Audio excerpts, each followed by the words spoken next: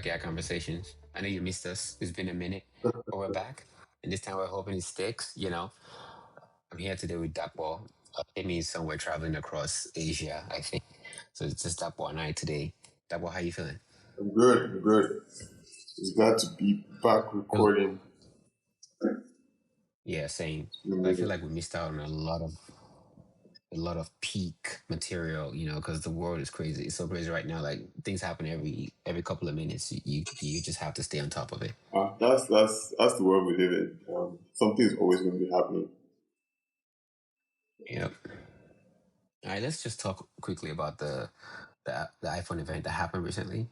It's Mm-hmm. just over an hour long, and besides that, we already had WWDC, which we didn't cover, where they talked about iOS 26 and all the niceties that come along with it. But the iOS 26 drop was on the 15th, which from this day that we're recording on the 18th, about 3 days ago.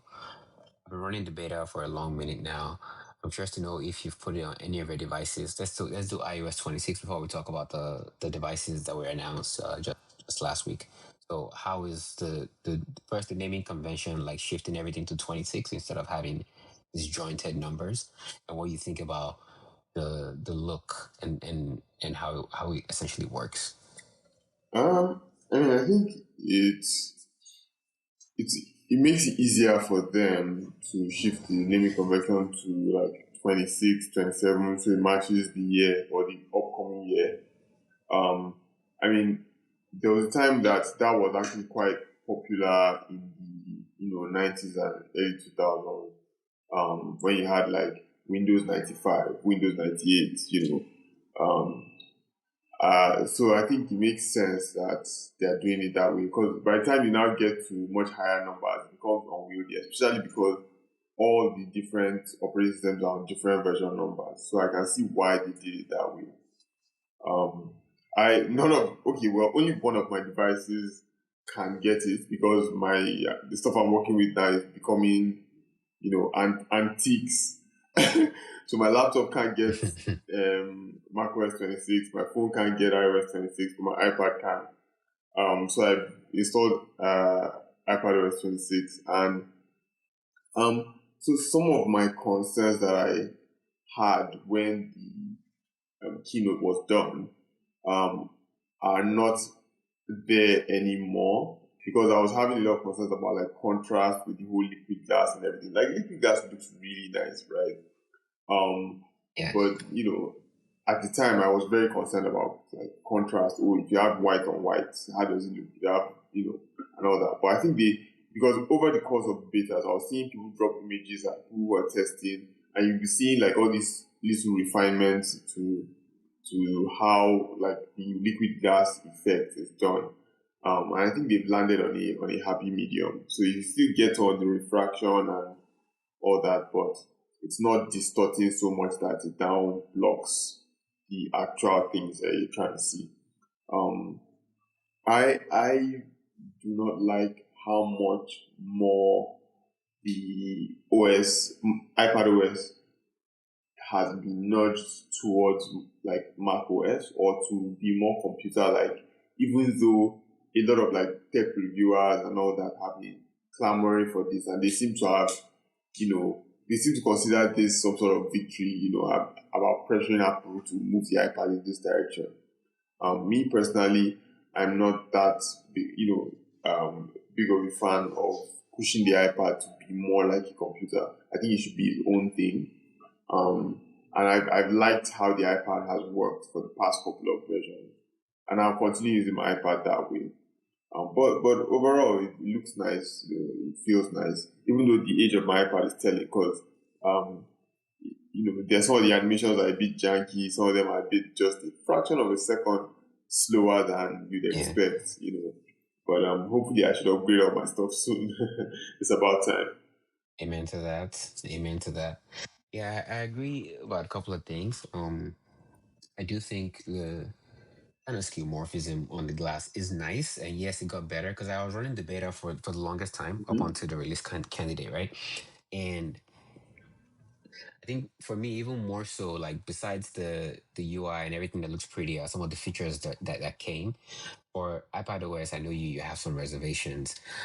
But for me, I didn't really mind them because I know I don't daily drive the iPad as like a computer, like mouse and keyboard. But it's okay to have that option. And yes, I agree that a lot of the quote unquote influencers that were trying to popularize this idea of like, should it be, some kind of semi Mac? They don't speak for the majority of the community, I don't I think. don't They think just so. have I their don't own think so either. ideas. Yeah. Yeah, so but the cool thing I think about iPadOS 26 is if you are traditional and you don't care about that stuff, I think you can actually turn it off. Like if you don't want a menu bar. Yeah, So it's so I almost think like you a middle can. ground. Yeah, I think there's a setting that gives you like two options. One to use it, all your apps full screen without any of the, windowing and nesting and all that. Yes. And then which was how it was before, and then the other now has all the new windowing stuff.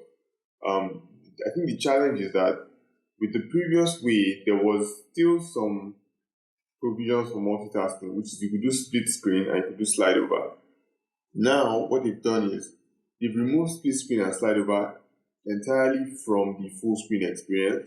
So basically, it's Hmm. setting, if you're going to use the full screen experience, you're going to be using it as though it was like iPadOS, I don't know, like, you know, years ago. Eons Yeah. ago. Um, Yeah. but if you want any form of multitasking, then you have to now like give in to the full windowing, resizable Yeah. Windows experience and stuff like that. I mean, I'd be grateful if they just brought back split screen and slide over to the full screen experience. Let me be using it the way I was using it before. That worked for me. Yeah, I rarely use slide over, but when I did, it just made perfect sense to me that I would have one floating window while I could do something else somewhere. Mm-hmm. And also split view, you just have two windows side by side. And to your point about, the animations being slow and kind of funny, on yes, I'm rocking an iPad Pro, but it's like an older one as well. So it's not nearly as pretty, it's not nearly as fluid as one would expect it to be. And yes, the iPad is showing its age, right? But it's still a perfectly capable device. It's just that if I'm going to be trying to find like the ideal experience with this new operating system, I will have to maybe turn down some animation at some point just to make sure that the app is just doing its thing on, at its peak. For iOS though, like I think the preview app, it's not something I use as much as I use on the Mac, but it's nice having a much more robust preview app, like managing PDFs, reading PDFs, and all the annotations and things that you might want to do on even on the iPhone and the iPad. Um, I think iMessage now getting typing indicators for group text, which is I know it's crazy. It never had that The before, funny thing is, I never even and noticed. native. Yeah, but that's the thing. I have like a couple of group texts, not a lot, because a lot of group messages are on WhatsApp for the Yes, most part for me, exactly. right? Um, and native polls now are a thing. Like you can now poll inside of iMessage by Mm-hmm. default. Um, and there's also the thing with shortcuts, where now you can use Apple Intelligence inside of shortcuts. So it goes beyond just the if then that approach that we had before, where like if I get to a certain location, turn on the focus mode. Mm-hmm. Now you can be more granular, like maybe look up something on the web. There's different Apple Intelligence options, basically like two or three options. There's the on-device model, there's the one in iCloud, and then there's ChatGPT integration. So you can Yeah, they basically announced that integrate they announced that shortcuts last with. year even. Yes, I'm seeing some really interesting things people are doing with it. So I think that's one thing that, especially for like the 15 and 16 and 17 devices, because I feel like everything prior won't get those Apple Intelligence Yeah, features. like even the Um, regular 15 doesn't get any Apple Intelligence. So Apple Intelligence is only available to 15 Pro and up. Although I think they yeah. are they are using software to lock it. Some people argue Hmm. that the neural engine in the regular 15 and older phones can't handle on-device LLMs and on-device Hmm. processing and all that. I have my doubts. I mean, the processor since the like A14, I think Apple processors have been pretty good. So I'm not sure what it is that I think it's a cosmetic thing. I think they're just doing that so that they can get Yeah. people to buy more recent devices. I mean, from a Yeah, I mean, business someone made an standpoint, I argument can see about why. how if you look at the 16 Pro, I think it came with 8 gigs of RAM. The devices, I might be wrong here. I'm gonna have to look it up. But the 17 Pro now has 12. So I think Imagine to Pro their phones point, they're having probably more looking RAM like, than laptops of just a few years ago. I know, which that RAM increase could be an admission, that okay, since we're so like focused on device, AI, I think let's just get these people as much RAM as they can because whatever it is we're announcing that even if we talk about the new Siri, all of this stuff, like we need the highest capacity like hardware to even run these things on device, which it could be an admission. I'm not saying it is. Just to your point about how maybe older phones might not be capable, but you're right. Apple might have just the desire to get more people to obviously like buy the newer devices, Mhm. right? So like, hey, you don't get Apple Intelligence, but yeah, the last thing I want to talk about because we don't have any Vision OS device to talk about Vision OS 26, and even if we did it was a minor update. There was nothing really new on Vision OS because guess what? I think it's the underlying device that I think is leading this movement. Getting used to this glass interface that debuted primarily on Vision OS first before coming trickling down towards other devices. It's something worthy of note because people are thinking there's a future where Apple devices just continue to just erode towards a Vision OS future Mm. because you see the popularity with the Meta glasses, Google glasses back, and Samsung to have their own headset. So the whole AR dream is not entirely dead just yet. People just have to figure out how to make those devices smaller and smarter. But Tahoe, which is the other new OS for the Mac OS one, I don't have a lot of complaints. Everything is just similar to like iOS and iPadOS. I will say though that the the removal of Launchpad is still driving me up the wall. When I saw that, Where I you was kind of disappointed because I use Launchpad to launch apps yeah, basically all the time. I Any app that's not in my dock, I I get it via Launchpad. So, to be fair, I use Spotlight 70 to 80% of the time to launch apps. I just type it in and just hit enter. I But use Spotlight to find files. Launchpad, yeah, I use it for that as well. But for launching apps for me, it's just so quick because I touch type, right? So it's just so quick to hit command space, type in like, Final Cut, and then it opens up. But the thing that it's just like so perplexing is it's giving people options. Like if you don't want that tiny launch pad, just because like, there's a four-finger gesture where you pinch to zoom and launch pad just opens and you can move from Yeah, there. yeah. Now just a tiny little spotlight thing that opens. I'm not a To be fan of funny, that. And even to be honest, that Spotlight, like the new Spotlight app launcher menu, kind of yeah, looks like Windows. like the new Windows Start menu, Yes, like the new except Windows it Start menu. floats. Yeah, except it floats Yes, and it doesn't start from the bottom. That yeah, I yes. never really drew that parallel. And I know people were crapping on it that this is like a copycat of Windows Vista, and sometimes I would laugh and I refer people back to Aqua. People never knew about macOS Aqua because it wasn't popular then. Like things don't trend on the internet, like they didn't trend on the internet back then, like they Back then, did. yeah.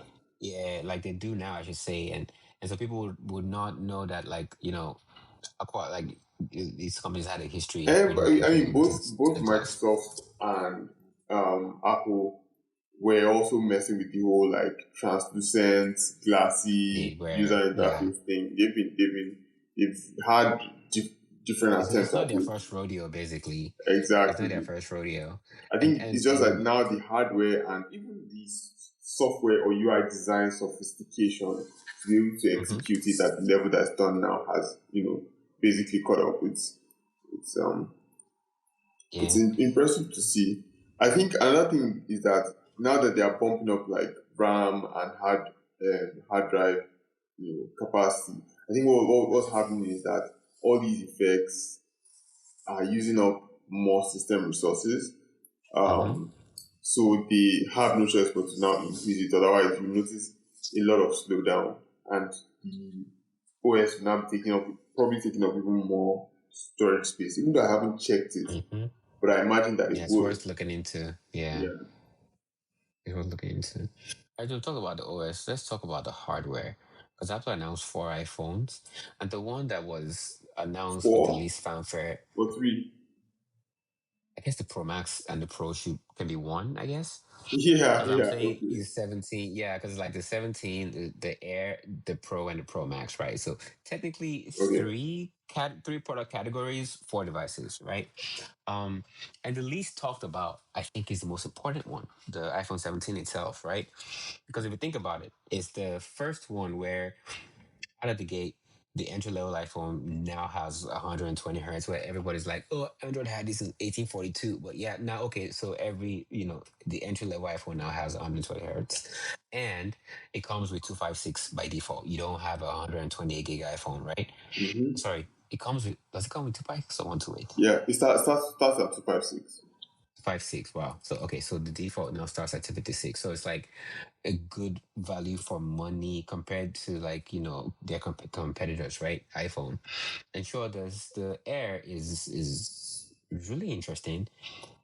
And then the pros will always be the pros. But I think the one that people will be looking at, because I already seen a lot of comparisons where people are like, okay, now the the Pixel value proposition is no longer what it used to be, because now the iPhone is competing with them at this price point with these features and but the Google's thing going with to have to Pixel is slash the Pixel by about they 100, always do though. $150. But they Yeah. always do. I think they're the quickest phones to go on sale. Like before you know it, Pixels like they get as a promo $150 off or something like that. Mm-hmm. So they always do that. So the Google price is always gonna drop. But people are now, that what you have to compare is it worth it? Like even if I get $150 off, is this gonna be a good enough reason for either A, me switching from iOS to Android, or B, me sticking with Pixel when I can try something different, right? So you have to Like weigh that. for me, the if you wanted to get top of line Android experience, I'd actually go for Yeah, Samsung as opposed to a I would. Pixel. The only problem I with would. I wouldn't even call it a problem. It's more like a preference. Is that with Samsung, they are putting one UI on top of it. Any other OEM, they are putting their own skin or whatever on top of raw Android. With Pixels, Right. they're getting just pure Android. But other than that, even compared, and I know like some people might argue with this, but even compared to um, iPhones, I think Samsung makes the best hardware when it comes to Hmm. smartphones. There's something that's just like really slick and sophisticated. I think Especially now the the flagships, right? 17 series have kind of caught up a bit. But if you looked at the 16 series and you compared it with like the S25 or even the S24, Hmm. um, it looked like it made the 16 series look dated beside what Samsung was offering at the time. Yeah. But now they've done like thinner bezels, 120 hertz display, you know. I hear that I read that the next camera cutout for the dynamic island will be about half a centimeter shorter. I think they should have done that this time around. I don't know. Apple always has this Hmm. intentional way of, giving you something that they could have done now, but like Yep. waiting for the next version to now, Yep. Hey, you hey, know, they gotta have something for that demo, right? Where they talk uh, about it for like 2.5 seconds, and like, and we cut this thing by such and such centimeters. uh, So yeah, to your point, yes, I think in terms of design and quality, I think Samsung is all the way up there. But I really do like the Pixel phones though, and I think they're Pixel phones they're also very so good. chunky to me. I don't know why. Like they look so chunky. No problem with the chunk, honestly. It's like I feel like they're comfortable to hold, and I like vanilla Android too, right? Just raw, like and plus the fact that it's all like you get all the Google AI. Sure, Samsung also gets it as well, but all the Hmm. Google AI products are almost always intertwined and integrated like so seamlessly in their Pixel products, and it gives you. I think it's more like a sandbox for like future Google products, because you play with Pixel, you get an idea of where Gemini is headed, and things like that. Hmm. So that's one of the reasons why I really like Pixel devices. So yeah, the 17 has caught up to other, I want to say entry level. Android devices with a high refresh rate. It's promotion, so it can go all the way down to 1 hertz, which is why they call it promotion, because they want to distinguish themselves from other manufacturers. Like, you don't always get 120 hertz. This is gonna go all the way down to 1 hertz when your screen is inactive, right? And when you're Yeah, and gaming, that, I your mean that screen demands saves it. that saves battery and all that. Saves battery life, yes. But the Air, I've seen some bend tests with that thing, and like people are struggling so hard to break it. Yeah, I mean Um, titanium is a very, I mean titanium is purposeful for that what device because mhm, it's light and dense. mm, So you get the density which makes it less likely to bend and break, but you still get sturdy, the yeah, lightness of in order to be able to fit it into an air. You know, yeah. And the there's I think the air is I think the air is a statement piece. It's like you can willfully pay more for less because the air is yes, compromised in many ways. Like one less it's the camera, camp. Yep. lower battery. Even though some reviewers claim it can do a full day on battery. All Um, their battery, yeah. yeah. So and then the whole shiny titanium rails and all that. I think it's meant to be. It's meant to be less utility, more fashion statement, basically, Yep. more style. Yep. Yeah, I think that's what it's gonna be, because everyone talks about how it looks pretty, but it feels entirely different even when you hold it. Like, it feels different because of it's like the curved edges or whatever. But over time, people get used to it, and it creates a kind of dilemma too, right? Because people who normally get a pro to distinguish themselves from like all the entry level iPhone users, just to say, hey, I'm hmm a 3 camera system. Now they hmm have another iPhone, like it's a new competitor in the ring now that could get their attention, especially because it looks so slick. It's really pretty. It's like, do I really need a pro? But I can get some. If all you're doing is just selfies and you don't do professional photography with your device, I think, and you really have that kind of money to let go of, maybe you should go for the Air. It's not for everybody, right? yeah. I um mean, so with previous versions, you had the regular and you had the pro, and the only difference, I mean, the only variations were size, screen size variations, and so a lot of people got the pro as their status phone mhm. because it was more expensive. It had the triple camera setup and all that. So even though they didn't do like they weren't like taking photos in RAW, taking videos in Apple Log or high res, Yeah, they probably many people probably couldn't even tell the difference between a 60 hertz and a 120 hertz display and all the things that like make the pro.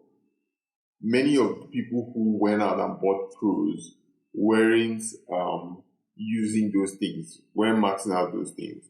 and But utilizing it to the max. yeah, but they were buying it because it was basically the status quo. It was like, I'm rich, I'm not going to buy, the base iPhone, I'll buy the Pro. So now I think the Air, I think what they're trying to do, well, let me put that in terms, but what it looks like is the Air is now like the fashion slash status phone, and then the Hmm. Pro is now the like. If you notice, the Pro is a bit uglier than previous versions. So it's like the Pro is like if you're hardcore, you really people who they are filmmakers and they don't use like a full fledged camera. They just record on iPhones and all that. Edit people who game and stream from their phones.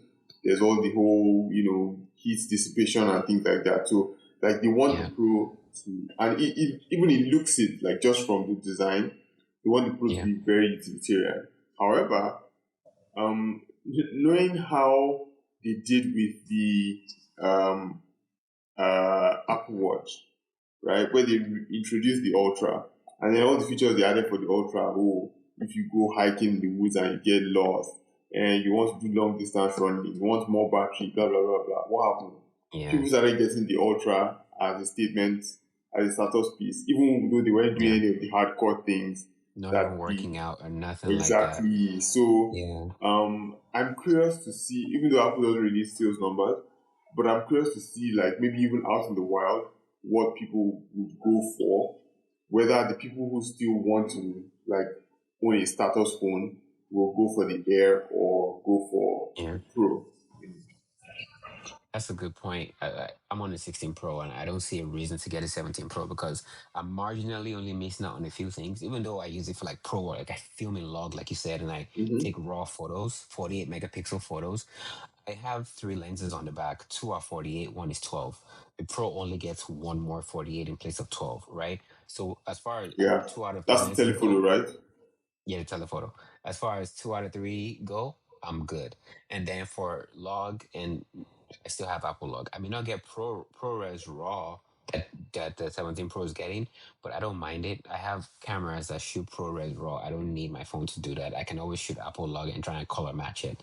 And Um, like, what about Blackmagic Cam and all that? You should be able to get third that's party. a good point. I checked Blackmagic Cam and it's still ProRes and log, but not ProRes RAW. RAW is Okay, for the 17 Pro. Yeah. okay. So, the RAW is on the 17 Pro, which I don't mind. I have a Blackmagic I and I mean, also have this a the 16 Pro Sony that is does just a it. year old. You can get a lot of Trust me. photo and Trust me. film work done As I'm out of that concerned, thing. as I'm concerned, it's a brand new phone, right? It's not missing out really on anything, just like the only thing is if you are really keen on a 48 megapixel, telephoto, then go for it. But I don't buy that.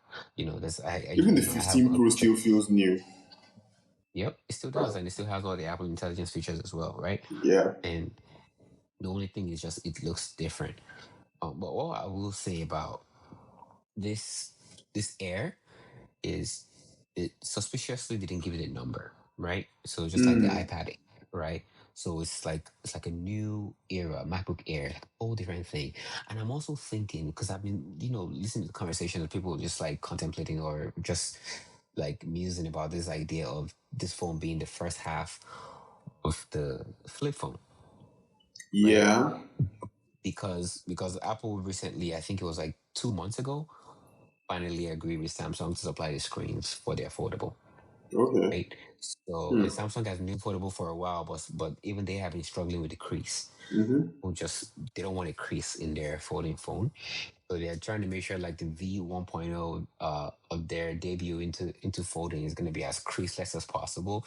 And it said I think after many years of R&D between them and Samsung, they've reached a place where they're comfortable to get that So do you think to they'll a place do where like a fold type device or a flip type device? I'm thinking more fold than flip. The reason I say Mm. that is because like one of the drawbacks of regular folds is the aspect ratio where if you're watching a video, it's just a lot of black bars up and down. Like it's just a lot of wasted space, right? Mm. So you're trying to watch a video and this video's inset halfway into the folded section of the thing and there's just black bars. What they said they've been demoing at Apple, one of the reasons why they also brought this windowing thing to iPad OS so quickly is because they want like the future OS to be malleable in such a way that there's almost no wasted room when you're working in the UI. So even if you're watching a video, so it's gonna be if a fold, but not the contemporary like aspect ratio, basically. Hmm. I Okay, don't so know. I don't know what it's Huawei gonna be. released a fold device with a different type of aspect ratio. I don't know if maybe what if Apple does do a fold device, maybe they'll be looking at that type of aspect ratio. Even Yeah, though I'm leaning to believe that they might want to do a flip because a fold when open would be basically an iPad super close Mini. to an iPad mini, exactly. Yeah. So that's why I'm a bit more inclined to think that they might want to do like a flip side device. But again, to me, I don't think there is a need for it. I think Hmm. the thing that might be pushing Apple to do it would be that they don't want to be seen as lagging behind their industry, right? All the Chinese There's that. OEMs are doing it. There's also China, Google, right? Google is As a doing it. market. Samsung is doing Well, it.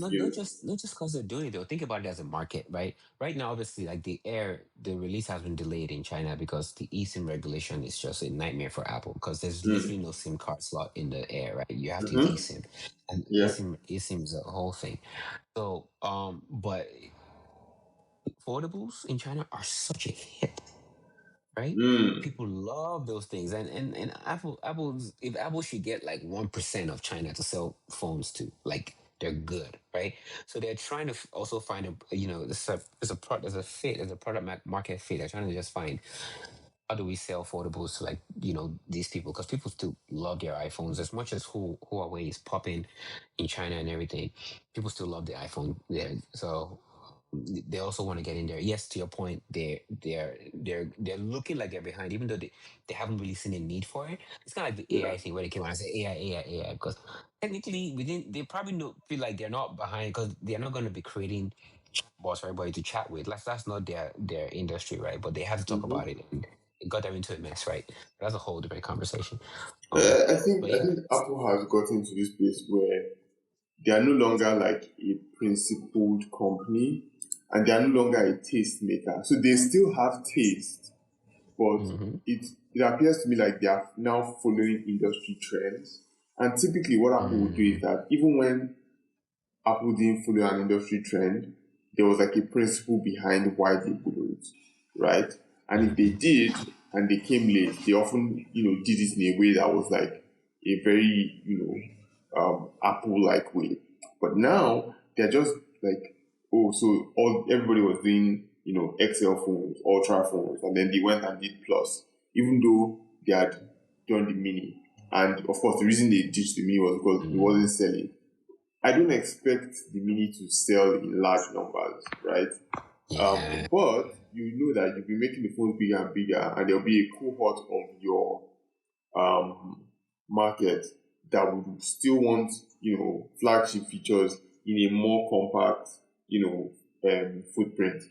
I mean, one of the biggest disappointments about the 17 is the fact that they bumped it to a 6.3-inch screen. What I thought they should have done is they should have kept it at 6.1, shrunk the bezels so that it has a slightly smaller footprint than the 16, right? Which would then make it even, more compact and more appealing to. And then to also differentiate it further from the Air, because the Air is, I think, 6.6 inches, and then the 17 is like 6.3. So it's like, this is too big. I'm conflicted because I'm still using a 10s and I like the Yeah. size. It's Like the 5.8. size. And, it's like if I'm going to upgrade, there's nothing I can upgrade to now that wouldn't feel annoyingly big. Maybe that'll get me to Agree. use my phone less. That's the thing. It just becomes normal after a while, which is unfortunate. Because remember the era of like the 5S and the 5C.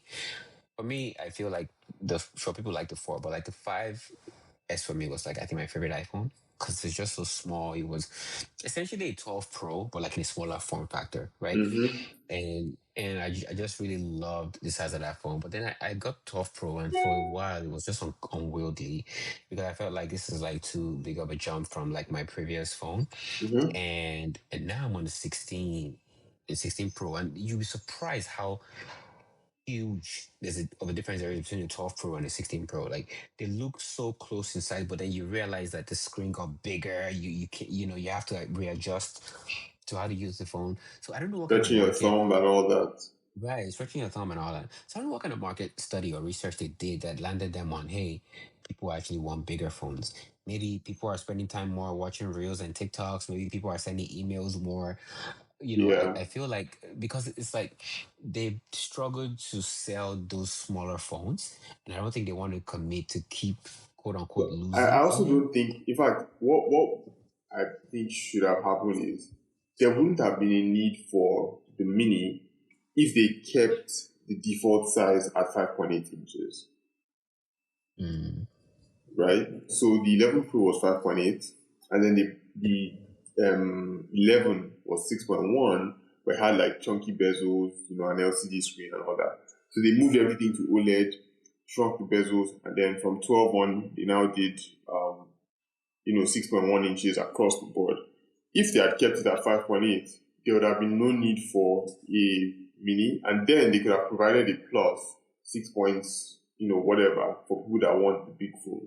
So people that want medium and small would all get the 5.8-inch phone. But now it's like 6.3. I can't remember what phone it was. I think it was OnePlus or Xiaomi that they released the phone, and it was almost obvious to me that they told all the reviewers to say that this phone is compact. And this was a 6.3-inch phone or 6.4-inch phone. And I was like, this is when the 6.4 inches become compact. That's a laptop. Oh man, so yeah, I think that's enough of the iPhone. Let's just say, like, I don't think either of us are gonna be getting new phones anytime soon. I have But I know to. you. I know you Okay, have to actually, as you actually, say, when I look at my devices and prioritize what I need to get, the first thing I need to get yeah, is a new laptop. I need to get, new computer. I need to get Yeah, to the Apple Silicon. The fans on my Intel processor laptop are screaming. Right? They can't keep up. They yeah. can't get new software. Nothing. Like this is dated. Um, Intel does that to you. I wouldn't even say it's Intel's fault. It's the age of the device. Yeah, And of course, yeah. the cost of the newer ones is crazy expensive. Go punish inflation. Yeah. I know. Yeah, we got to get you on Apple Silicon ASAP. Yep. Um, yeah. Let's keep it in tech for a little bit. I know the Switch 2 has been around for a while now, but I'm really impressed by the sales. Even though I literally don't know anybody who has one. Mm. I don't know anybody with the Switch 2. I mean, I see when I go to the stores, and it didn't actually have a huge catalog at launch. There were a few remakes, but Mario Kart was obviously one of the titles, and then Donkey Kong Bonanza also dropped with it. Like I'm trying to even remember how previous consoles did, because this seems like a very recent problem with like the Xbox Series, the PS5, and now the Switch 2, which is that the Mm, consoles come out and then games aren't coming out quickly enough for these new consoles. I right. think I think the big issue is that game development time has become much bigger. So it's Yeah. taking these AAA studios much longer to develop games for new consoles. And I think Mhm. that they are like pouring way too much time and effort into like trying to render, these hyper realistic graphics, trying to do all these ray tracing and all that. Like just make there's a level of graphical fidelity that people will be satisfied with. Maybe you go in a notch or two above that, just to show that you're trying. But the real thing is make an interesting game, tell a great story, have great game mechanics and all that, and give people variety in games. Now, like the only games I know of for the Switch 2 are Donkey Kong Bonanza and Mario Kart. Is it Mario Kart Unlimited or Mario Kart World or what? Mario Kart World, I think. So, Yeah, um, and a bunch of remakes. Like if you want to play Breath of the Wild, for example, and you would buy the have Switch to, 2 version. yeah, switch two That's version. what But happened I think with if you the already PS5 own as it, well. They just remade you put all $20. PS4 kits and then just did Yeah, remaster. I'm like, a bunch of launch titles. To your point, though, I think Nintendo is still the company that still tries to go. Obviously, they never make hardware that's robust enough to compete with the Sony and the Microsoft consoles are all about like raw power and graphic fidelity. Nintendo is more about this is a cute little game that we think you'll like, right? And then you yeah, play, yeah, you're there immersed in it for like 50 hours. But what I find interesting is it's an interesting time for handhelds, and like you see how well the Steam Deck is doing, and now there's going to be even a X dealt with Asus. So yep. there's a lot of companies going into the hardware of the handheld market, I and mean, the Nintendo OG has to Switch was super successful. Like, it was, it was and it's just, still selling to this day. To this day, it's yeah, still selling. because it's so easy to buy, and play. Mm-hmm. Like it's the closest thing we've had to, the old times of early 2000s of plug and play gaming. Now Mm-hmm. gaming is like, in fact, when people say, "Oh, PC Master Race," running a PS5 or an Xbox is almost like running a PC because you have to now go through these like huge menus and then do updates and then Yeah. I just mean, thinking it's not about so it bad gone anymore. stressful. Like the UIs are from my point of view. I think they're simplified enough where you pick it up and you game. Especially with the PS5, right? Like once you launch into the console, your most recent played game is just there waiting for you. All you have to do is Yeah. hit X and you're right back into it. And they have this high speed solid states that have this quick resume, especially with Xbox, like this quick resume feature where you can just Okay. like jump right back into the game. That's good. Oh, Um, that's good. That's pretty good. yeah, it is. It is pretty good. They focus really on like the most part no distraction gaming, but um but I think Nintendo makes does the same thing and puts it in your pocket. And I think this Steam Deck's promise. I mean, if you have Flash, but the Steam Deck's promise is you can do that with your PC games, right? So your Steam library, you have games locally. It looks large and unwieldy, but people really enjoy it. Almost everyone I know who owns it just swears by it. Yeah, the So Steam Deck this is actually the most compelling gaming device to me right now. yeah. Yeah, I kind of like it. I'm still the only real handheld I have right now is still the OG Switch, and I play it once in a while. The Portal doesn't count because it's just a streaming device where you just stream your Hmm. PS5 to it. So yeah, Switch Two. It's gonna be an interesting first year. When I saw the announcement right earlier this year, it's like first they didn't give it a new name. It was just like an iterative number because normally Nintendo you have like the Wii, the GameCube. Like, there's always like a new name with like a new next gen console, not like a part two console, right? So the Switch being a part two console this year time around, I was like, "Ah," like yes, it's just the Switch continued. Yeah, You so would know, you it's have like liked it if we got the same hardware, like they released the same hardware, but they gave it a new name? oh no, I'm glad it's a Switch too because it's essentially a Switch reborn, Uh-huh. right? Remember they did Because Wii you and know, then Wii it's U. yes, Uh-huh. yes, Wii and Wii U. I remember those.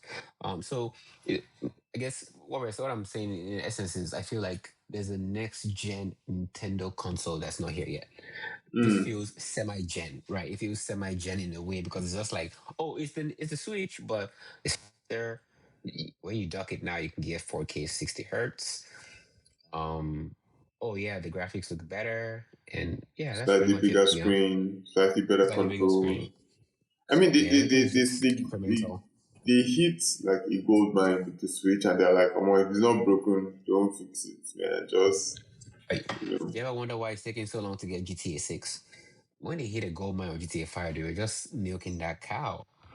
Because the moment people beat GTA 5 and Rockstar realized, wait, we can create like an online version where people spend actual money, just game over, right? It's a wrap. So I don't think people are ready for the kind of global economy that's going to be in GTA 6. I don't think people are ready for that, but it's a whole Me, I think it's different overstated. conversation. GTA Yeah. never really hyped, never really like, it was never really my jam. The thing though, right? Once it's your jam, it is your jam, right? If people that mess with it, especially if you obviously like the on PC is a whole different universe because then there's mods, there's things you can do to it on PC, Mm. right? Versus console. Um, so yeah, I feel like GTA 6 is gonna be one of those things where they're gonna try and take it to the next level where your banking, your finance and everything is gonna be even more interesting. That's it's just my theory. It's gonna be even more interesting than it was in last gens because they're gonna bring in like some fake crypto and stuff. Hmm. And some cryptocurrency, some blockchain stuff is gonna come into GTA 6. I wanna say I'm 65% sure. But That yeah, would let's actually be interesting because the very first time I heard about cryptocurrency, the first thing that came to my mind was, oh, this could replace in-game currency, and then this could allow people have the same currency across multiple games. That was like the first application, and this was like way back in 2013, 2014. see. Yeah, See? so gaming was like the first thing that came to my mind. So it'll be interesting. I mean, in all that time that has elapsed, over 10 years, um, we still haven't seen any like mainstream gaming platform, do anything with crypto to that level. I think they are still all very scared about it or scared of it, because Yeah. there's like, as much as there's innovation and all that, there's also like all the funky scams and like regulatory issues and all that. So I guess that's why the gaming guys are scared of touching it. Yes. But let's see what GTA 6 is gonna do with it. I mean, next summer, that's when they're launching, so we Fingers should be hearing a lot crossed. about it. Fingers crossed. Meta announced, yeah, we did a demo for like the smart glass recently. And I've heard a lot of good, some positive notes about the glasses.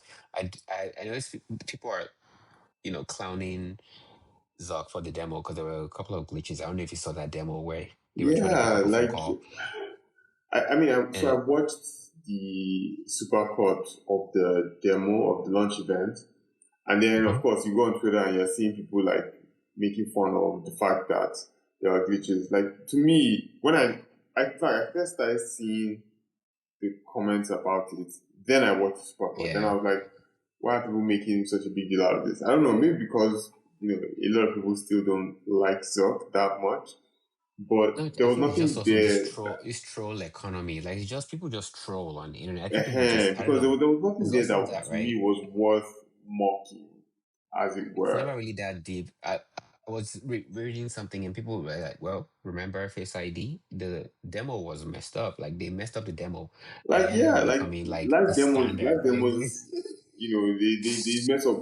It's not such an uncommon thing, and then the severity of this mess up is not that big. Okay, so the It's guy not. It's just a yeah. It's just a mess up. like Just a hiccup. I mean, I'm old enough to remember Steve Jobs giving a demo on stage and the web page wouldn't load and he was telling people in the audience to get off the Wi-Fi. Right.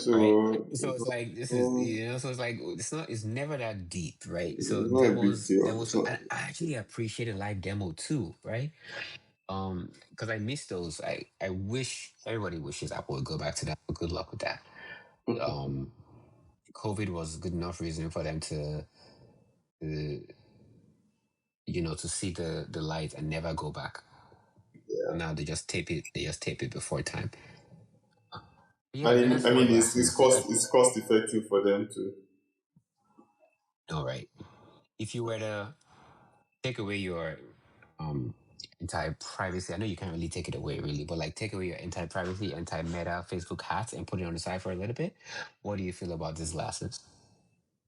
I think it's very impressive. Like just like you said, I had to put my biases and concerns about Facebook, the company, aside, Yeah, yeah, and I was genuinely very impressed because I think this is like the we've been having multiple iterations, of glasses computing. I don't know whether to even call it AR or VR or mixed reality or whatever.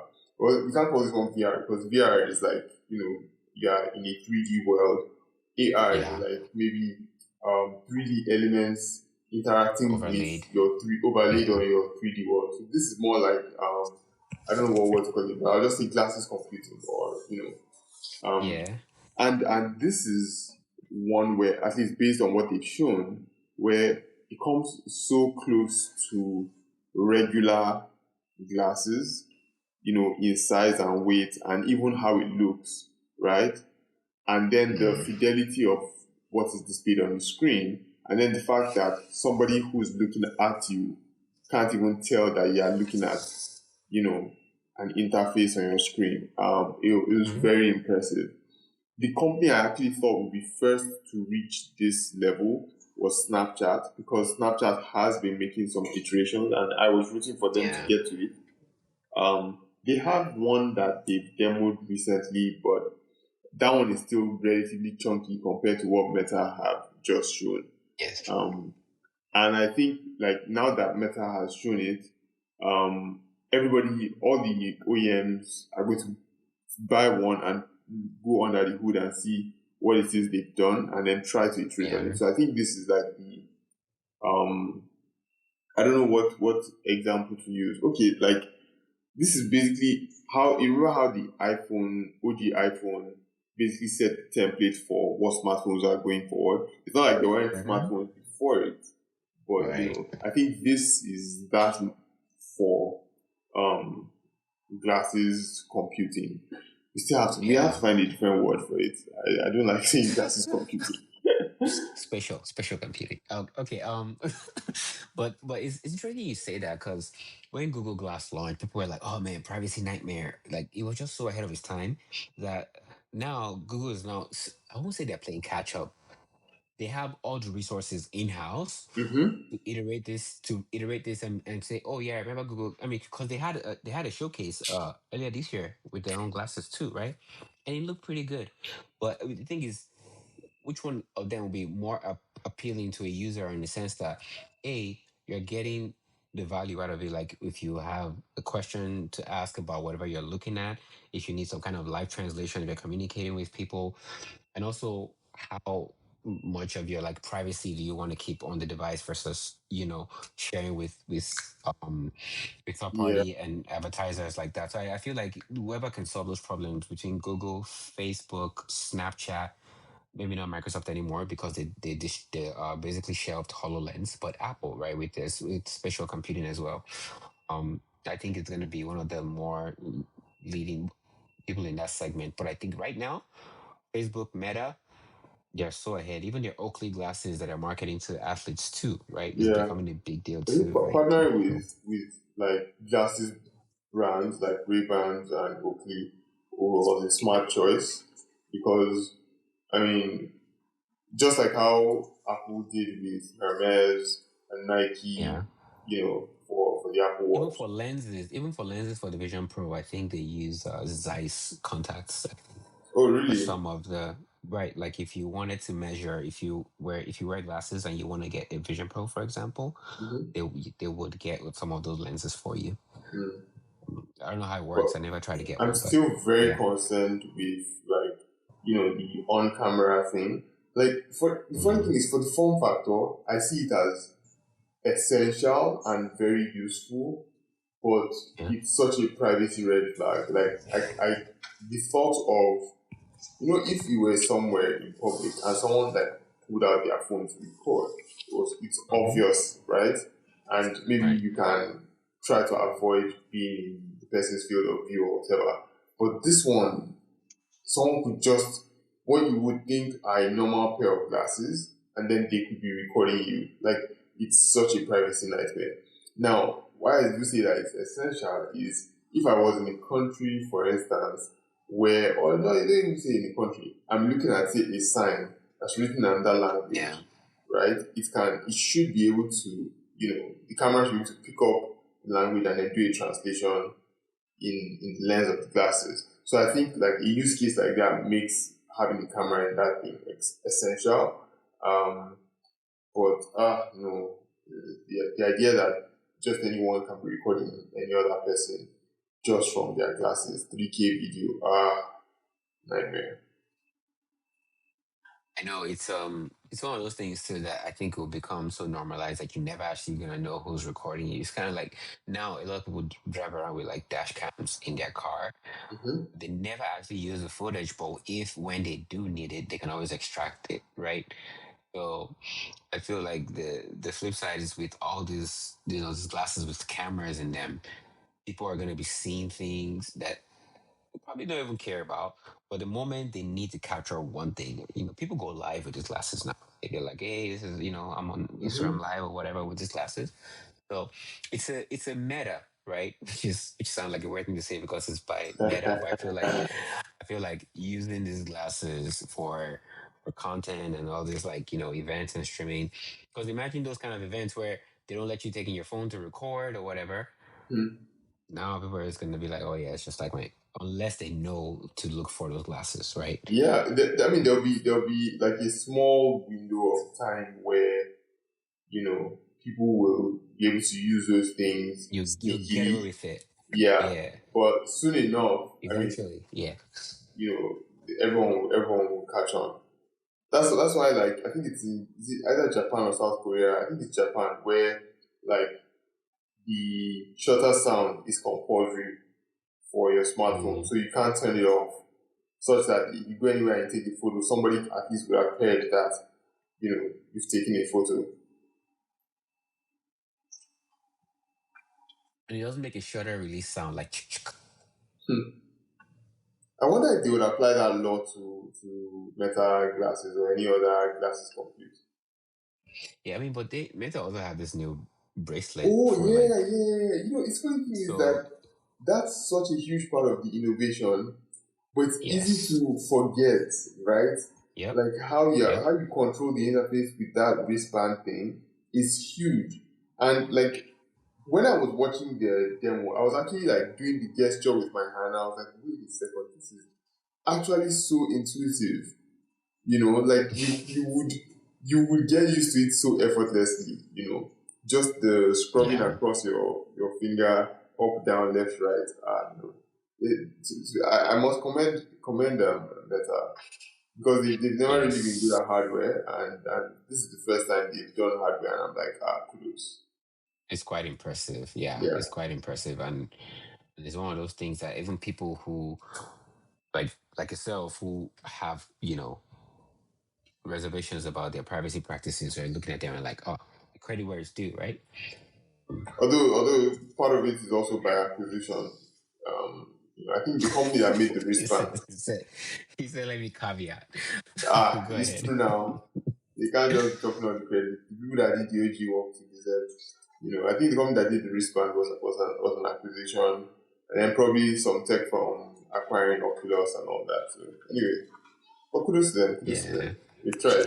yeah, kudos. Man, I feel like we should wrap, man. We've done a good amount of talking, and I feel like we're always trying to trim this down to like a shorter length. But let's see what we can do. And Um, we haven't spoken in a while, so that's probably why. yeah, yeah, we're making up for lost time.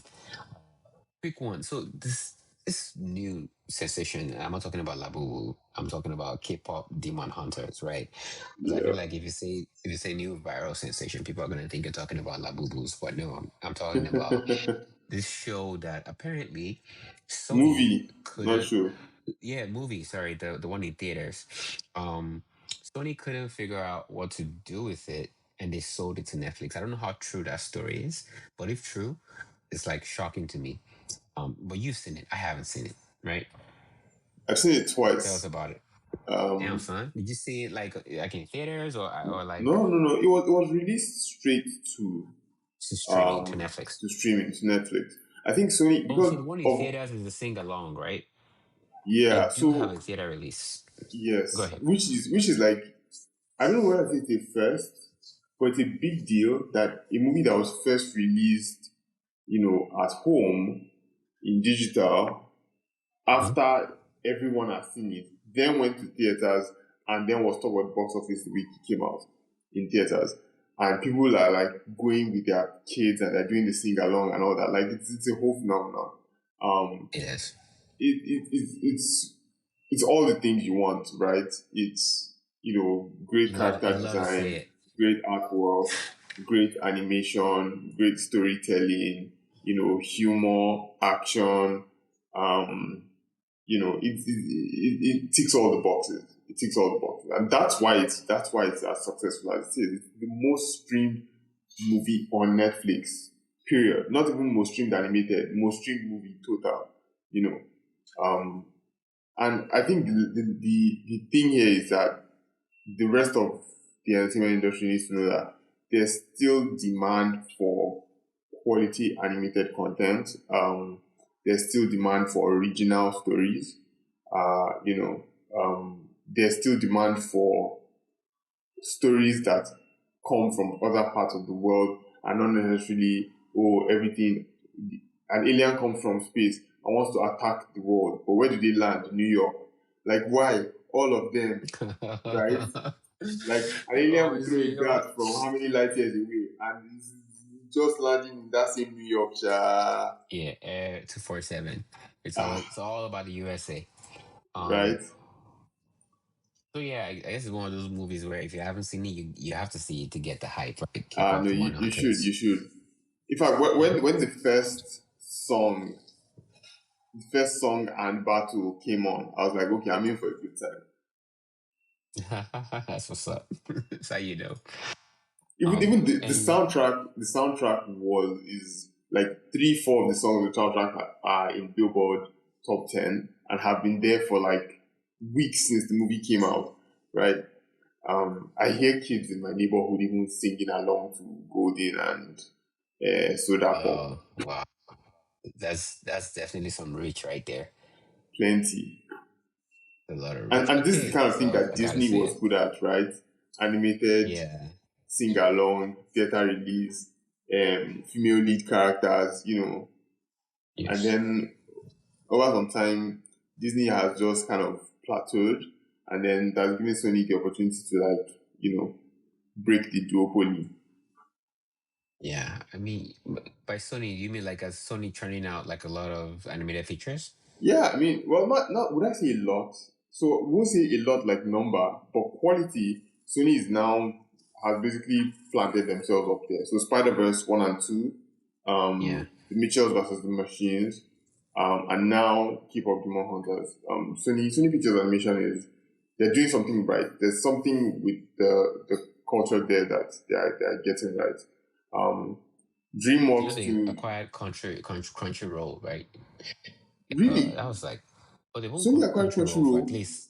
for at least a year and a half now. Yeah, What I it's been a did long not time. hear of that at all. It's been a long time. They've owned Crunchyroll for a hot minute. Well, seems like the East is doing something. Oh, anyway, the East Yeah, has been on the rise since the 70s, yeah, so we'll be seeing more. this is from 2021. As a matter of fact, it's been longer than like a year and a half. It's like a long minute. Wow. But yes, it's a funny thing. Oh yeah, let's That means just there's a wrap with lot the of IP Emmys. that there's a lot of anime IP, especially like obscure anime that might have like very good stories or very good premises that Sony can then make into like a bigger movie. I think Sony also did Bush Dragon, right? Was it them? Did they? um, you they can make into like a much bigger movie and make and then those the niche audiences of those like animes would be a ready audience for it and then the stories will now like get to much bigger audience given Sony's reach. That's it. That's even though I don't like over consolidation in any industry, from Sony's perspective, that's probably like Mhm. a good worthwhile acquisition. Sounds strategic too, and I feel like it's also one of those perks you get when you have like the top tier PlayStation subscription. They found a way to merge like a few shows and Crunchyroll into that somehow, Ah, and so and they know how to Sony is upsell the only it. one that doesn't have a streaming service, right? Out of all the big four, Paramount has, Yeah, there's Peacock, there's Disney Plus. Who else? Sony is the only one that doesn't have. right. I don't know if they. Well, I feel like sure they have, but they have other shows that they have either produced or on all those other platforms anyway. So Yeah, I'm they, sure they, they're they, getting will- those they will put licensing. their shows. They put their shows and their movies on Netflix. That's why they were able to put Keyboard Hunter on Netflix. It's like they didn't know that it was going to be as successful as it would be. But then again, Hmm. like I look at the movie quality and I look at all the promo and how the soundtrack was released and everything, and I'm like, how could you not think that this would be successful? Like it was so well done. Mm, it really was, based on what I've seen and what I've heard. Definitely using it twice though. So there's two things we have to talk about. I feel like I was gonna end on the Emmys, but I feel like we'll be remiss if we didn't talk about the free speech, quote unquote, assassination that happened in the USA. Mm. Um, where Charlie Kirk was speaking, and then he got shot in the neck. And what I've realized from this past couple of weeks are just trying to understand why people would see somebody has a different opinion from them and decide that what I'm going to basically shoot you in the neck. Saying I feel like it's let me realize that there's just so much extremism, especially in the US, where and I feel like it's happening more like in the world over, where people don't want to see eye to eye. They don't want to have a conversation where somebody disagrees with them. Is they feel they almost translate that to hate, right? Mm-hmm. It's like you can't even have a meaningful conversation anymore. You can't agree to disagree. Mm-hmm. And I said, you know what? I feel like, man, because I've seen some of those Charlie Kirk videos where he's saying some really terrible things. You know, he talks about DEI, like it was like this is a black pilot. Like he will ask them if they're qualified. He says some terrible things, but I'm like, okay, I disagree with all this stuff, but you're not gonna shoot the guy, you know? And somebody went and killed him, and it turns out whether it's Blue Sky, whether it's Twitter, whether it's Threads or even Instagram, there on extremist minorities who are always speaking this terrible type of conversations and always aggravating people and inciting them more than the people that have been incited will care to admit. But there are people who essentially profit off of other people's anger, right? Yeah, I And mean, so the it's thing like, is, um, human psyche amplifies negative emotion more than it does positive emotion. And the reason why is that if you are scared or skeptical, fear would help you run away from danger, and anger might help you like protect yourself from harm, right? mhm, So we are more sensitive to negative things. Now, of course, we are no longer like caveman days in the jungle to have things to be scared of or to run from mhm, or to fight. So all of that mental energy is being channeled to these cultural wars and ideological wars. And I think one yeah, of the worst part of it is that number one, you can't expect everyone to think like you. You can't expect everyone to agree with your views. People need to be very comfortable hearing very disagreeable things. One of the things I like to do is when I hear like stuff on the internet when they're like saying, "Oh, okay, this person said something and this person said something so ridiculous. It's hmm, this, all the isms and all that." yeah, I instead of what I've noticed a lot of people do is that they because they feel like merely listening to that thing might infect them in some way or might make them associated with the content. mm, What I like to do is that in order to challenge my mind, I'll go to the source text. So I'll say, okay, everybody's saying that this person is a horrible person. This person said something horrible. Let me go and yeah, hear what the person said in full, in context. And I've become very comfortable hearing things that I don't agree with. And I would listen to it and I'll say, well, this one I don't agree with it. And if somebody like repeatedly messians, then I can say, okay, you know what? From my own POV, this person is a messians regularly. But that does not mean that I would wish evil or wish death. The Charlie yeah, Kirk thing, I don't think it was just and this might like go into some sort of conspiracy theory thing, but it seems too much like a targeted hit as opposed mm, to some freaky guy who just didn't like his views and then got a sniper right, rifle and then went to some rooftop and shot at him. Like that to me, that's even a harder sell than this being some politically motivated targeted hit. They say they have a and I've suspect in just custody, but I don't know. they Um, do, and I feel like he's gonna be getting the death sentence too, right? Which is just it's happening really fast. and one of the other things I that is a concern is that especially for those of us in the Anglosphere, as they call it, American culture influences us, to a large extent.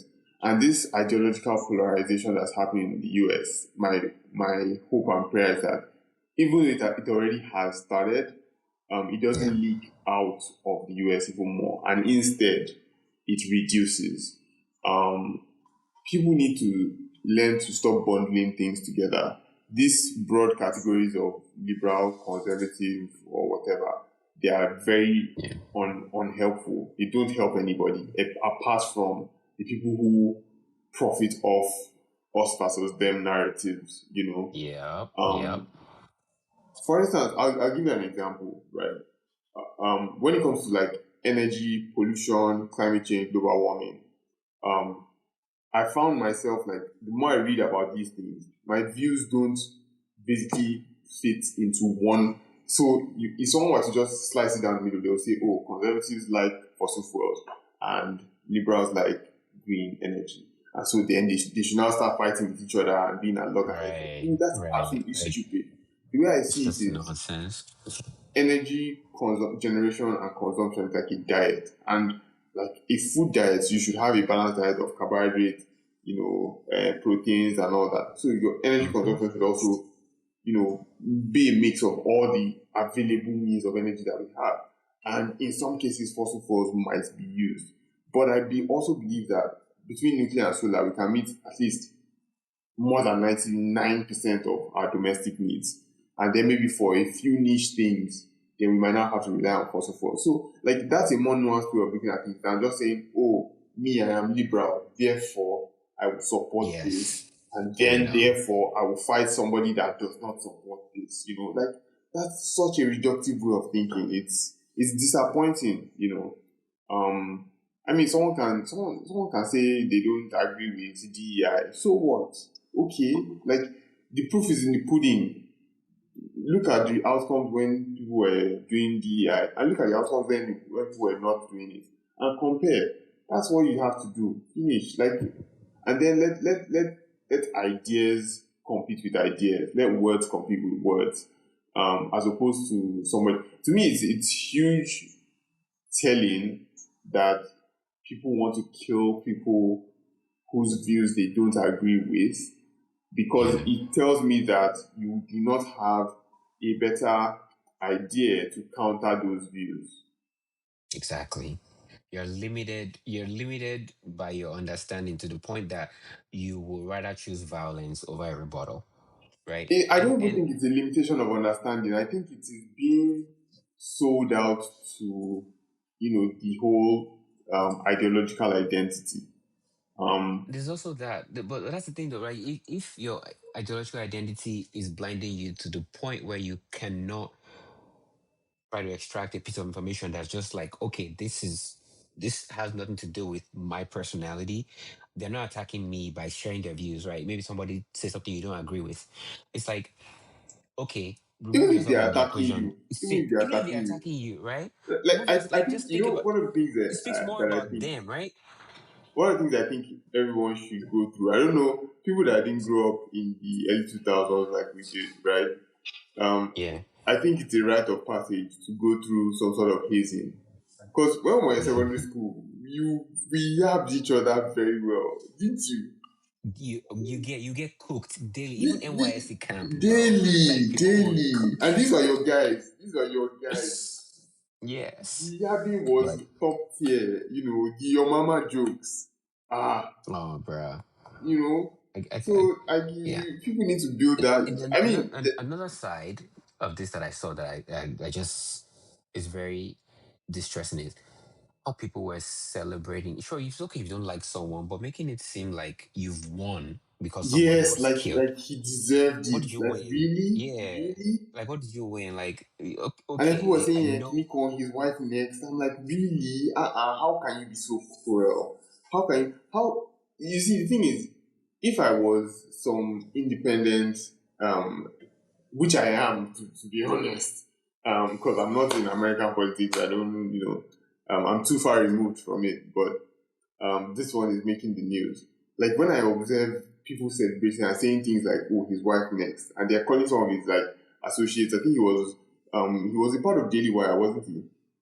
That conservative news outlet I'm not with some of the sure. other all the big name conservative news commentators that couldn't find a space Yeah, in the mainstream media. I think they all have yeah. their thing. Anyway, Okay. people were now saying that they should start picking them off one by one, and I'm like, how like from me now, you can't convince me that you guys are the good guys, even if you have some views that are good, when you are now advocating for or celebrating the death of somebody you don't agree with. Nah, nah, nah, nah, nah. Yeah, it's well. in any case, I guess that's a good place to end it. Like, we just like try and find a way to communicate with each other. We should argue like constructively. We should have debates, right? And I've also seen people who are quote unquote acting like they're being victimized by this shooting and now using that to now censor other people. Essentially, the opposite of what this old Kirk guy even died for, because it was all about I can say what I want, free speech, right? Mm-hmm. And now people say something like, we talk about people cooking him and making fun of his death, and now they're censoring those people and trying to like they're canceling them And too. you So see, it's a whole cycle. the challenge that they've created for themselves now is that they're now they're now pushing this pendulum back and forth, right? Yeah, Because yeah. one side of the You aisle, did it America's first. No, you political did it aisle, have first. been doing certain things against the other side and have been, so to speak, winning and getting away with it, Mm. And so now that there is some sort of leverage on the other side, it's like, well, we're going to retaliate, Um, I mean, if somebody goes on the social media and says they're happy that Charlie Kirk was killed, and then someone who likes the guy or somebody, whatever the affiliation is, whatever, Mm-hmm, um, mm-hmm. points at that and says that person should be fired, the decision is ultimately on the company to pull the trigger and say, okay, yeah, pun unintended. Especially if you have a 9 to 5, you should be more humble. If you have a government name on the internet, you should be more humble, because once you get a job, a lot of people don't remember what they signed. Terms Ah, and agreement. Like, you signed up to not misrepresent that company. A lot of people don't know that. even if Employ you put the whole my views are not representative of my employer disclaimer, the company Mm-hmm. has a choice to make. And if people call, and then you see, the thing is, if people call out, people are free to. That's why it's good to be in a free market society, right? Because it means that you are free to say whatever you want to say. Somebody else too is free to report you to your employer. Your employer is free to take disciplinary action on you, which includes firing you. And it's and if your employer doesn't do that, it's also people are also free to say, well, because we don't like what you've said, we can boycott your employer's business. So again, Mm. it's freedom all around. Let it go around. But in as And much as the freedom is going around, people should not be carrying gun and killing each other. That's where it's no longer freedom. yeah, it's crazy. Even late night TV hosts have been Yeah, they affected just now. fired this Is guy, Jimmy Kimmel. it Stephen Colbert or Jimmy Kimmel? Jimmy Kimmel. They just fired Jimmy Kimmel. Um, Like, when I saw the clip of what he said, I was like, and what? to me, I thought he was stupid. I thought he was stupid. But the thing is, if you remember during the first Trump administration, everybody in the media was basically clowning on him, and they got away with it. Like, they cracked all the jokes, from small hands, orange face, all those. They cracked all the jokes, and they got away with it. Everybody was laughing, and so now they think that, oh, it's still in their hand, and it didn't work. It didn't work. When I saw the clip, I was like, to me, I think someone like that doing late night. Yes, there will be some political stuff um, in your Or set. are you now saying comedy and humor satire has no place in this Oh, no, case no, right no, now? no, no. I believe the opposite. I believe comedy satire has a lot of play. In fact, I think sometimes the most salient truths are told in comedy, right? True. Yeah. Yeah. But What does the Kimmel one now qualify? so the Kimmel one, if did you watch the clip? The one I saw was when he was talking about how they asked Trump about it, and he was like, "Have you seen the new construction or something like that?" Yeah, yeah, yeah. Where So you see, he pivoted, like he almost like did it, like said it was in the fourth stage of grief so construction. to be charitable, right? I think, like, maybe Trump just didn't want to talk about it. And Trump he's a weird guy, to be honest. He's kind of a weird guy. I don't know where to even place him. But I thought that itself, right, was funny. And being a late night comedy show host, you could maybe even pile on that a bit, right? But I think a few seconds before that, he said something about how the killer was also conservative, and so it was. I Oh, can't remember how he said oh it, no, but I think he said the MAGA people were trying to make it seem like that guy was not one of them or something like that. Like something like that. And I was like, you see, the moment you said that, right, is this us versus them narrative? Because the moment you said that, you have already put yourself in an us versus them, and you've basically claimed. And if you're a late night show host, you are doing to the whole audience. You should be trying to appeal to. I mean, when Americans do elections, it's almost always 50 something for something, 50 something for something. So if you say if you want to be doing us versus them, it means that your channel or your program is essentially for just half the country, you know. Mhm. And if the other half says they're not watching you again or they are boycotting you, come on, the folks at ABC, Disney, them too, they know where markets they, you know. Yeah, I find it funny though because I feel like the content. I don't know where the limit is to make jokes, but I feel like he That's just where was doing wisdom. his That's where job. wisdom needs to be applied. But the moment I saw that clip, I was like, no, guy, you overstepped. To me, it was an obvious overstep. Overstepping what in what regard? Overstepping like standing up to Trump. I'm trying to No, no, understand. no, Like, not the part where he was saying Trump was talking about construction. That one oh, is legitimately funny. the whole divisive. Yeah, that was funny. The whole That divisive one MAGA is stuff. Is that what legitimately you funny. you mean? The one where he said, "Oh, that conservatives are trying to make it look like the killer was one of them. They are projecting, blah blah blah." Yeah, I'm like, those type of rhetorics, they are very volatile. You don't, guy. You should have crossed that out of your script. You should have crossed that out yeah. of I your get script. it. It feels like it's a kind of elon to what is already happening, but compared to other comments on the internet, I feel like it's very, very tame. But you see, the other comments on the internet, they are just by random folk now. They're like, "She get No, there's stuff by people in office though. Like I've seen for real." a tweet by what's this Florida guy, Ted Cruz. You should go see what he's saying about the left.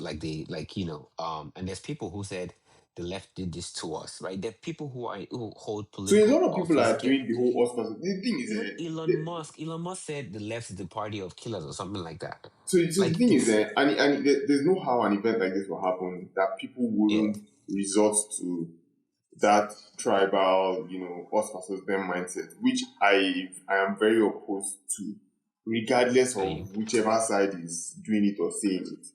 But I think the reason why to me Kimmel Zone was like obvious to me is that the position he's in, you're supposed to be making people laugh. Yes, there will be political commentary, um, but the moment you take an issue that everybody is still kind of raw about, and then you insert that incendiary us versus them narrative, even when other people are doing it and getting away with it, you've done something.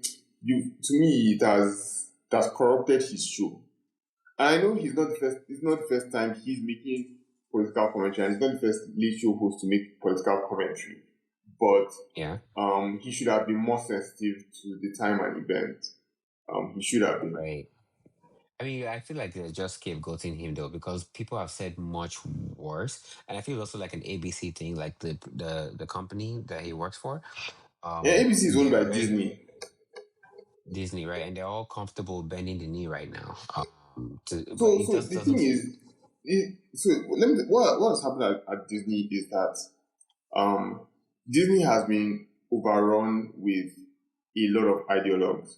Um, And I mean, Disney, especially any most creative companies, most creative enterprises would typically have more liberal people, right? There's I don't know how the psychobabble around it, but there's like correlation between liberal views and ideologies and all that with people Yeah, that are a bit more open minded and creative and all that. So, however, if you just like with any other thing, if you over index on one thing too much, you start to see the downsides. And that's what happened at mm, Disney. They pushed way too much in that direction. And now they are beginning to see the I agree. downsides. Their latest Pixar animated movie flopped. They did another one where they had, and like people are beginning to tell people. People were saying it, but it was the retort was always, "Oh, you guys are." They did the us versus them thing. "Oh, you guys are unicornism." It's either you call them racist or you call them sexist or you call them all the isms in the book. And people said, "Okay, okay, okay, okay. We'll keep quiet, but we won't bring our kids to watch your movies. We won't buy your merch. We won't, you know." I So once they know. start seeing that, then the numbers don't lie, and so they have to now start dialing it back, right? And I think maybe some people have not yet gotten the message. They still think that they can run the show, they can push their ideological views front and center, in the whole entertainment industry and all that. I mean, the entertainment industry is still pretty left leaning. American entertainment industry is still pretty left leaning. But if you push it too Mm-hmm. much, especially in the wake of what just happened, Yeah. I'm not surprised that someone's going to. I mean, look at how quickly they fired. What's her name? The female pro wrestler who was on the Star Wars show. Linda Yacarino. No, Star Wars girl. Linda Yacono, is that an You're talking actress? about Mandalorian, right? Yeah, Wasn't that her Gina name? Carano. Gina Carano. I'm mixing it up. The Linda is the Twitter CEO or something, right? Uh-huh. Ah, Yeah. anyway, the name sounds somewhat similar, sha, but yeah, I Yeah, it mean, does. Mix them up. when she raised her concerns about, I think it was about COVID. They fired her immediately. They didn't even wait for her part of the story to. They didn't even try to like Yeah. maybe write a death or write a send off. They just pulled the trigger immediately. So I mean, Yeah, I feel like that was extreme because obviously they tried to justify it in that she had been posting anti-COVID like rhetoric, like anti-vaccine stuff, and then I think some I don't even know what the other thing was. They basically piled on her and made it seem like she was trying to basically ruin the experience on set, and it's like what, nah, just oh and, well. and So I they mean, kicked her out. it goes both ways. It goes both ways. Like from if you looked at Disney as just purely a business and they saw that this political commentary thing, can spoil markets for us. So anybody that does too much, that says too much, pion, correct pink slip, be Yeah. going. It's crazy. And yes, the I made a comment that Musk said the left is the party of killers. What he actually said was the left is the party of murder. So Oh, is reaching 800,000 likes right now on Twitter. It's like more or less like it- those things, right? Where people with positions of like power and authority are saying such polarizing things. I don't like any us versus them narratives. That's the Yeah. thing. I just don't like it. It's steeped Yeah, in it currents. has entered in way too much. Yeah. Way too It's much. anyways, we should wrap on that. Everybody just figure out a way to I feel like the onus now is on not just like family members and like cousins, but like schools. Like we have to figure out there have to be new curriculum talking about online debates, like how to have a conversation with people. That's the whole topic. I feel like we should maybe bring an educator on the show one of these days and let them because there has to be grassroots at every level where it's like you're having debates and you're not taking But it personal. the irony is that that's exactly what Charlie Kirk was doing. Like his entire thing was going to the university campuses and trying to have discussions with the clips that I saw. Yeah. He would even tell his audience that, hey, calm down, don't insult this person. Let's hear her out, things like that. Anyway, Mm. I think it's not a curriculum thing. In fact, I'm usually wary when we try to take something that should be intuitive and then try to like create some sort of regimen Do, around it. Like do, do, as you- do you, you think paying taxes is intuitive? no, it's Or not. filing your taxes, I can those go kind of into a whole things. rant about how I think taxes is just government robbing me, but Well, my point is it's government arm robbery. so my the reason I brought that up is this is the effects of like social media on our attention span and our mental health. Yep. we haven't gotten there yet to be able to completely figure out exactly what is happening. We know what's happening. We're sad, we're depressed, we're unhappy, we open all these things. But I feel like it's still a lot of research that needs to be done. And that's why Yeah, I feel like schools should be involved, because everyone should be prepared before you get out there. Like, hey, this is what's happening. As soon as you get out these doors, hey, someone's gonna come get taxes from you. Someone's gonna give you a credit card, and someone on the internet is gonna call you if you're not getting hazed like you recommended. Someone on the internet is gonna say everything you hate about yourself and hide behind the keyboard yep, 70,000 miles away. And there's nothing you can do about it. So here's how exactly. you respond, right? So yes, just those things. I feel we should maybe find an educator or like psychologist or even someone just come on board, tell us about these things and what we should be doing going forward. This has been a big one. This is marking our return. I hope everyone a good time listening to this one, and we'll try to be more consistent with our future episodes. Yep, yep. Yeah, remember to give us those 5 stars like you always do. It's backyard conversations. Do you have anything to say before we head out? Nope. Everybody stay blessed. Yeah, stay blessed and stay safe. It's backyard conversations. We're out.